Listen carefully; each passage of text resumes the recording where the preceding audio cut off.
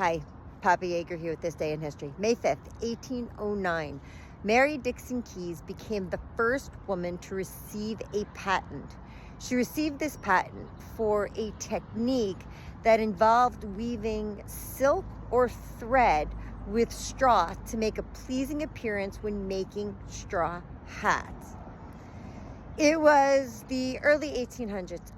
At this point in Europe, there are the Napoleonic Wars, and that's causing strife around the world.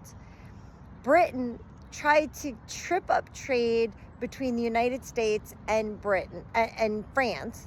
So the United States, Thomas Jefferson, decided that he was going to implement an embargo, the embargo of 1807 against England, which meant the United States was not going to import goods from England. This caused a catastrophe with trade. Not only were we unable to import anything, there were no exports going out.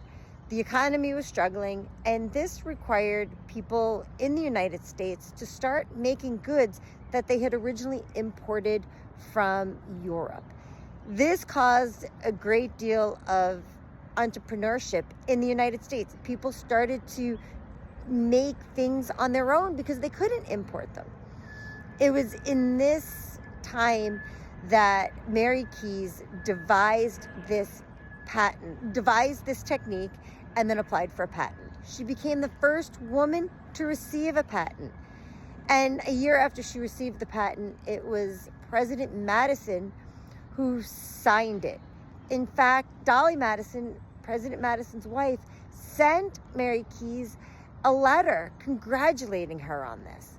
However, fads change, people's idea of what they want in fashion changes, and unfortunately, despite being the first woman to receive a patent, Mary Keys ended up penniless, died penniless, and was buried in a pauper's grave. Anyway, that's This Day in History, May 5th, 1809. Mary Dixon Keys became the first woman to receive a patent.